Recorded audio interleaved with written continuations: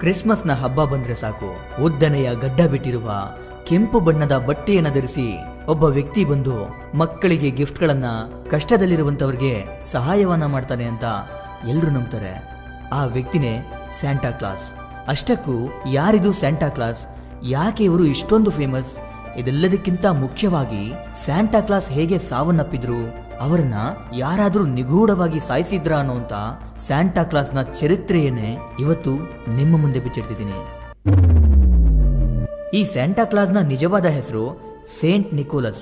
ಇವರ ತಂದೆ ತಾಯಿ ತುಂಬಾ ಶ್ರೀಮಂತರು, ಜೊತೆಗೆ ದೇವರ ಮೇಲೆ ಅವ್ರಿಗೆ ಅಪಾರವಾದಂಥ ಭಕ್ತಿ ಇತ್ತು. ಆದರೆ ಅವ್ರಿಗೆ ಮಕ್ಕಳೇ ಇರಲಿಲ್ಲ. ಇದರಿಂದ ಅವರು ಕೊರಗುತ್ತಲೇ ಜೀವನ ಮಾಡ್ತಿದ್ರು. ಆಗ ಅವ್ರಿಗೆ ಒಂದು ಗಂಡು ಮಗು ಜನಿಸುತ್ತೆ, ಅವರೇ ಸ್ಯಾಂಟಾ ಕ್ಲಾಸ್.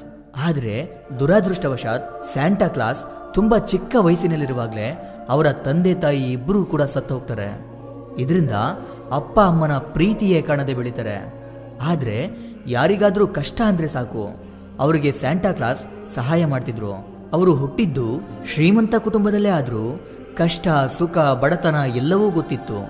ಹೀಗೆ ಚಿಕ್ಕ ವಯಸ್ಸಿನಿಂದಲೇ ಅವರು ಸಹಾಯ ಮಾಡುವಂತ ಮನಸ್ಸನ್ನ ಹೊಂದಿದ್ರು.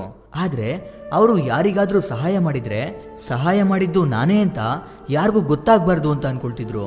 ಹಂಗೂ ಕೂಡ ಅವರು ಹೇಗೆ ಇಷ್ಟೊಂದು ಫೇಮಸ್ ಆದ್ರು ಅಂದ್ರೆ, ಹೀಗೆ ಒಂದು ಬಾರಿ ಯಾವುದೋ ಒಂದು ಕಾರಣಕ್ಕೆ ಸ್ಯಾಂಟಾ ಕ್ಲಾಸ್ ಅವರು ನಾರ್ವೆಯಿಂದ ಜೆರುಸಲೆಂಗೆ ಹೋಗ್ಬೇಕಾದ್ರೆ ತುಂಬಾ ತಡವಾಗಿ ಕತ್ತಲಾಗಿ ಬಿಡುತ್ತೆ. ಆಗ ಅರ್ಧ ದಾರಿಯಲ್ಲಿ ಒಂದು ಮನೆ ಸಿಗುತ್ತೆ. ಆ ಮನೆಯವರ ಹತ್ತಿರ, ಇವತ್ತು ನಿಮ್ಮ ಮನೆಯಲ್ಲೇ ವಿಶ್ರಾಂತಿಯನ್ನು ಪಡ್ಕೊಂಡು ನಾಳೆ ನಾನು ಹೊರಟೋಗ್ತೀನಿ ಅಂತ ಕೇಳ್ಕೊಂಡಾಗ ಸ್ಯಾಂಟಾ ಕ್ಲಾಸ್ಗೆ ಮಲಗೋಕೆ ಆ ಮನೆಯವರು ಜಾಗ ಕೊಡ್ತಾರೆ. ಆ ಮನೆಯಲ್ಲಿ ಒಬ್ಬ ತಂದೆ ಮತ್ತೆ ಅವನಿಗೆ 3 ಜನ ಹೆಣ್ಣು ಮಕ್ಕಳಿದ್ರು. ಆ ಹೆಣ್ಣು ಮಕ್ಕಳು ಚಿಕ್ಕ ವಯಸ್ಸಲ್ಲೇ ತಾಯಿಯನ್ನ ಕಳ್ಕೊಂಡಿದ್ರು. ಅವರ ತಂದೆಗೆ ವಯಸ್ಸಾಗಿತ್ತು. ಮನೆಯಲ್ಲಿ ಅತಿಯಾದಂಥ ಬಡತನವಿತ್ತು. ಆ 3 ಜನ ಹೆಣ್ಣು ಮಕ್ಕಳು ಮದುವೆ ವಯಸ್ಸಿಗೆ ಬಂದಿದ್ರು. ಅವರಿಗೆ ಊಟವನ್ನ ತಂದು ಹಾಕೋದೆ ತಂದೆಗೆ ಕಷ್ಟಕರವಾಗಿತ್ತು. ಹೀಗಿರುವಾಗ ಅವರಿಗೆ ಮದುವೆ ಮಾಡೋದು ಅಸಾಧ್ಯದ ಮಾತಾಗಿತ್ತು. ಯಾಕಂದ್ರೆ ಆಗಿನ ಕಾಲದಲ್ಲಿ ಹೆಣ್ಣು ಮಕ್ಕಳಿಗೆ ಮದುವೆ ಮಾಡಬೇಕಂದ್ರೆ ಅತಿಯಾದಂಥ ವರದಕ್ಷಿಣೆಯನ್ನ ಕೊಡಬೇಕಿತ್ತು.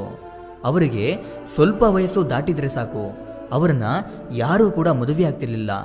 ಅಂಥವರನ್ನ ವೇಶ್ಯೆಯರು ಅಂತ ಭಾವಿಸಲಾಗ್ತಿತ್ತು. ಆದರೆ ಹೆಣ್ಣು ಮಕ್ಕಳಿಗೆ ಮದುವೆ ಮಾಡೋಕೆ ಅವರ ತಂದೆ ಹತ್ರ ಹಣ ಇರಲಿಲ್ಲ.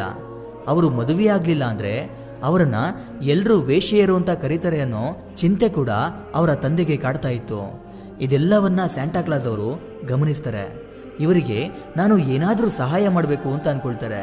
ಸ್ಯಾಂಟಾ ಕ್ಲಾಸ್ ಶ್ರೀಮಂತರಾಗಿದ್ರಿಂದ ಚಿನ್ನದ ನಾಣ್ಯಗಳಿರುವಂತ ಒಂದು ಗಂಟನ್ನು ತೆಗೆದುಕೊಂಡು ಆ ಬಡ ವ್ಯಕ್ತಿಯ ಮನೆಯಲ್ಲಿ ರಾತ್ರಿ ಎಲ್ಲರೂ ಮಲ್ಕೊಂಡಿರುವಾಗ ಮನೆಯ ಒಳಗಡೆ ಬೆಂಕಿಯ ಒಲೆ ಹತ್ತಿರ ಒಣಗಲು ಹಾಕಿದ್ದಂತ ಸಾಕ್ಸ್ನ ಒಳಗಡೆ ಚಿನ್ನದ ಗಂಟನ್ನ ಹಾಕಿ ಮಲ್ಕೊಳ್ತಾನೆ.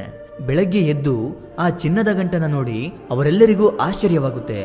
ಈ ಗಂಟು ಇಲ್ಲಿಗೆ ಹೇಗೆ ಬಂತು, ಇದು ಯಾರ ಹಣ ಅಂತ ಸುತ್ತಲೂ ನೋಡ್ತಾರೆ. ಆದ್ರೆ ಯಾರೂ ಕಾಣೋದಿಲ್ಲ. ಆಗ ಚಿನ್ನದ ಗಂಟನ್ನ ತೆಗೆದುಕೊಂಡು ಆ ಹಣದಲ್ಲಿ ತನ್ನ ಮೊದಲನೇ ಮಗಳ ಮದುವೆಯನ್ನ ಅದ್ದೂರಿಯಾಗಿ ಮಾಡ್ತಾನೆ. ಹೀಗೆ ಸ್ವಲ್ಪ ದಿನಗಳ ನಂತರ ತನ್ನ ಮೊದಲನೇ ಮಗಳ ಮದುವೆಯನ್ನೇನೋ ಹೇಗೋ ಮಾಡಿಬಿಟ್ಟೆ, ಆದ್ರೆ ತನ್ನ 2ನೇ ಮಗಳ ಮದುವೆಯನ್ನ ಮಾಡೋಕೆ ತನ್ನ ಹತ್ತಿರ ಹಣ ಇಲ್ವಲ್ಲ, ನಾನೇನು ಮಾಡ್ಲಿ ಎಂದು ಚಿಂತಿಸುತ್ತಾ ಅಂದು ರಾತ್ರಿ ಅವರ ತಂದೆ ಮಲ್ಕೊಳ್ತಾನೆ. ಬೆಳಗ್ಗೆ ಮತ್ತೆ ಅವರ ಮನೆಯಲ್ಲಿ ಚಿನ್ನದ ನಾಣ್ಯಗಳು ಮತ್ತು ಹಣ ಇರುವಂತ ಗಂಟು ಸಿಗುತ್ತೆ. ಆಗಲೂ ಕೂಡ ಅವನು ಸುತ್ತಲೂ ನೋಡ್ತಾನೆ, ಯಾರೂ ಇರೋದಿಲ್ಲ. ಆ ಹಣದಿಂದ ಅವನ 2ನೇ ಮಗಳ ಮದುವೆಯನ್ನ ಕೂಡ ಮಾಡಿ ಮುಗಿಸ್ತಾನೆ. ಇನ್ನ ಉಳಿದಿರೋದು ಕೊನೆಯ 3ನೇ ಮಗಳು. ಆಗ ಅವರ ತಂದೆಗೆ ಅನುಮಾನ ಬರುತ್ತೆ, ನನ್ನ ಮಕ್ಕಳ ಮದುವೆಗೆ ಸಹಾಯ ಮಾಡ್ತಿರೋದು ಯಾರು? ನನ್ನ ಮನೆಗೆ ಚಿನ್ನದ ಗಂಟನ್ನ ಯಾರು ತಂದಿಟ್ಟು ಹೋಗ್ತಿರ್ಬೋದು? ಅವರು ಯಾರು ಅಂತ ನಾನು ತಿಳ್ಕೊಳ್ಳೇಬೇಕು ಅಂತ ಪ್ರತಿದಿನ ರಾತ್ರಿ ಮಲ್ಕೊಂಡ್ರೋ ಹಾಗೆ ನಟನೆ ಮಾಡ್ತಿದ್ದ. ಹೀಗೆ ಒಂದು ದಿನ ರಾತ್ರಿ ಸ್ಯಾಂಟಾ ಕ್ಲಾಸ್ ಆ ವ್ಯಕ್ತಿಯ ಮನೆಗೆ ಚಿನ್ನ ಮತ್ತು ದುಡ್ಡಿನ ಗಂಟನ್ನ ಇಡಲು ಬಂದು ಮನೆಯ ಕಿಟಕಿಯಿಂದಲೇ ಆ ಗಂಟನ್ನ ಒಳಗಡೆಗೆ ಎಸೆತಿರೋದನ್ನ ಆ ವ್ಯಕ್ತಿ ನೋಡಿಯೇ ಬಿಡ್ತಾನೆ. ಆಗ ಸ್ಯಾಂಟಾ ಕ್ಲಾಸ್ ಅವರು ಆ ಗಂಟನ್ನ ಒಳಗಡೆಗೆ ಎಸೆದು ಅಲ್ಲಿಂದ ಹೋಗ್ತಾ ಇರ್ತಾರೆ. ಆಗ ನಮಗೆ ಸಹಾಯ ಮಾಡ್ತಿರೋದು ನಮ್ಮ ಮನೆಯಲ್ಲೇ ವಿಶ್ರಾಂತಿಯನ್ನ ಪಡೆಯೋದಕ್ಕೆ ಅಂತ ಬಂದಿದ್ದ ಸ್ಯಾಂಟಾ ಕ್ಲಾಸ್ ಅಂತಾನೆ ಗೊತ್ತಾಗ್ಬಿಡುತ್ತೆ. ಆಗ ಆ ವ್ಯಕ್ತಿ ತನ್ನ ಕಷ್ಟಕ್ಕೆ ಸಹಾಯ ಮಾಡಿದ್ದು ಸ್ಯಾಂಟಾ ಕ್ಲಾಸ್ ಅಂತಾನೆ ಎಲ್ಲರ ಹತ್ತಿರ ಹೇಳ್ಕೊಂಡು ಬರ್ತಾನೆ. ಇದರಿಂದಾಗಿ ಸ್ಯಾಂಟಾ ಕ್ಲಾಸ್ ಎಲ್ಲೆಡೆ ಪ್ರಸಿದ್ಧಿಯಾಗ್ತಾರೆ. ಕ್ರಿಸ್ಮಸ್ ಹಬ್ಬದಲ್ಲಿ ಸ್ಯಾಂಟಾ ಕ್ಲಾಸ್ ಚಿಕ್ಕ ಮಕ್ಕಳಿಗೂ ಗಿಫ್ಟ್ಗಳನ್ನು ಕೊಟ್ಟು ಯಾರಿಗೂ ಕಾಣದೆ ಹೊರಟೋಗ್ತಿದ್ರಂತೆ. ಹೀಗಾಗಿ ಪ್ರತಿ ಕ್ರಿಸ್ಮಸ್ನಲ್ಲೂ ಮಕ್ಕಳು ಸ್ಯಾಂಟಾ ಕ್ಲಾಸ್ ಬರ್ತಾರೆ, ನಮಗೆ ಗಿಫ್ಟ್ಗಳನ್ನು ತರ್ತಾರೆ ಅಂತ ಕಾಯ್ತಾ ಇರ್ತಿದ್ರು. ಸ್ಯಾಂಟಾ ಕ್ಲಾಸ್ಗೆ ಮ್ಯಾಜಿಕಲ್ ಶಕ್ತಿಗಳು ಕೂಡ ಇದ್ವು ಅಂತ ಹೇಳಲಾಗುತ್ತೆ. ಮತ್ತೆ ಸ್ಯಾಂಟಾ ಕ್ಲಾಸ್ನ ಬಳಿ ಜಿಂಕೆಗಳಿಂದ ಕೂಡಿರುವಂಥ ಮ್ಯಾಜಿಕಲ್ ವಾಹನ ಇತ್ತು ಅಂತಲೂ ಕೆಲವೊಂದಷ್ಟು ಜನ ಹೇಳ್ತಾರೆ. ಹೀಗೆ ಎಲ್ಲೆಲ್ಲೂ ಸ್ಯಾಂಟಾ ಕ್ಲಾಸ್ನ ಹೊಗಳುತ್ತಿದ್ದದ್ದನ್ನು ಸಹಿಸಿಕೊಳ್ಳೋಕ್ಕಾಗದೆ ಡಿಯೋನ್ ಅನ್ನುವಂಥ ಒಬ್ಬ ಎಂಪರರ್ ಸ್ಯಾಂಟಾ ಕ್ಲಾಸ್ನನ್ನು ಜೈಲಿನಲ್ಲಿ ಬಂಧಿಸ್ತಾನೆ. ಇದಾದ ನಂತರ ಸ್ಯಾಂಟಾ ಕ್ಲಾಸ್ ಹೇಗೆ ಸಾವನ್ನಪ್ಪಿದ್ರು ಅನ್ನೋ ಸುಳಿವು ಕೂಡ ಯಾರಿಗೂ ಸಿಗ್ಲಿಲ್ಲ ಅಂತ ಹೇಳಲಾಗುತ್ತೆ. ಭೂಮಿಯಲ್ಲಿ ಹೂಳಲಾಗಿದ್ದಂಥ ಅವರ ದೇಹವನ್ನು ಕೆಲವೊಂದಷ್ಟು ಜನ ಕದ್ದು ಹೊತ್ತೊಯ್ದಿದ್ರು. ಅನಂತರ ಆರ್ಕಿಯೋಲಾಜಿಸ್ಟ್ಗಳು ಟರ್ಕಿಯ ಒಂದು ಸಮುದ್ರ ತೀರದ ಚರ್ಚ್ನ ಬಳಿ ಸ್ಯಾಂಟಾ ಕ್ಲಾಸ್ನ ಸಮಾಧಿ ಇದೆ ಅಂತ ಹೇಳ್ತಾರೆ. ಇದಿಷ್ಟು ಸ್ಯಾಂಟಾ ಕ್ಲಾಸ್ನ ರಿಯಲ್ ಸ್ಟೋರಿ ಆದರೆ, ಗೂಗಲ್ನ ಪ್ರಕಾರ ಜಾನ್ MCP ಅನ್ನೋ ವ್ಯಕ್ತಿ ಸ್ಯಾಂಟಾ ಕ್ಲಾಸ್ನ ಸಾಯಿಸಿದ ಅಂತ ಹೇಳುತ್ತೆ. ಹಾಗಾದರೆ ನಡೆದಿದ್ದೇನು ಅಂತ ನೋಡೋದಾದರೆ, 1932ರಲ್ಲಿ ಆರಿಜೋನಾ ಎಂಬ ಪ್ಲೇಸ್ನಲ್ಲಿ ಕ್ರಿಸ್ಮಸ್ ಹಬ್ಬವನ್ನು ಆಚರಿಸಲಾಗ್ತಿತ್ತು. ಆ ಈವೆಂಟ್ನ ಅಧಿಕಾರಿಯಾಗಿದ್ದು ಜಾನ್ MCP ಅನ್ನೋ ವ್ಯಕ್ತಿ.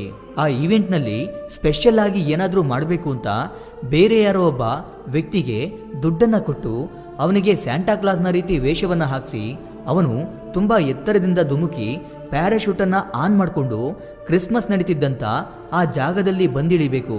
ಈ ಥರ ಮಾಡೋದ್ರಿಂದ ತುಂಬ ಚೆನ್ನಾಗಿರುತ್ತೆ ಅಂತ ಆ ಈವೆಂಟ್ನ ಅಧಿಕಾರಿ ಪ್ಲಾನ್ ಮಾಡ್ತಾನೆ.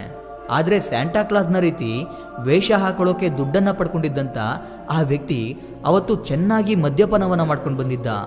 ಆಗ ಇನ್ನೇನು ಮಾಡೋಕ್ಕಾಗಲ್ಲ ಅಂತ ಒಂದು ಬೊಂಬೆಯನ್ನು ತಗೊಂಡು ಬಂದು ಸ್ಯಾಂಟಾ ಕ್ಲಾಸ್ನ ರೀತಿ ವೇಷ ಹಾಕಿ ತುಂಬ ಎತ್ತರದಿಂದ ಎಸಿತಾರೆ. ಆಗ ಪ್ಯಾರಾಶೂಟ್ ಓಪನ್ ಆಗಲಿಲ್ಲ.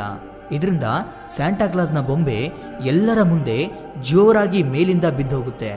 ಆಗ ಎಲ್ಲರೂ ಸ್ಯಾಂಟಾ ಕ್ಲಾಸ್ ಸತ್ತೋದ್ರು ಅಂತ ಅಳೋದಕ್ಕೆ ಶುರು ಮಾಡ್ಕೊಳ್ತಾರೆ. ಆ ಬೊಂಬೆಯನ್ನ ಅಲ್ಲಿಂದ ತಗೊಂಡು ಹೊರಟೋಗ್ತಾರೆ.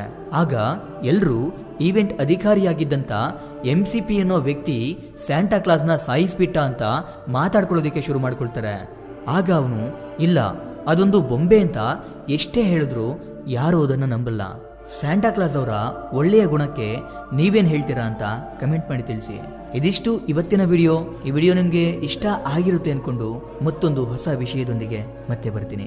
ಕೊನೆಗೆ ನನ್ನ ಈ ಶ್ರಮಕ್ಕೆ ನಿಮ್ಮಿಂದ ಬಯಸೋದು ಕೇವಲ ಒಂದು ಮೆಚ್ಚುಗೆಯನ್ನು ಮಾತ್ರ. Anyway, thank you for watching.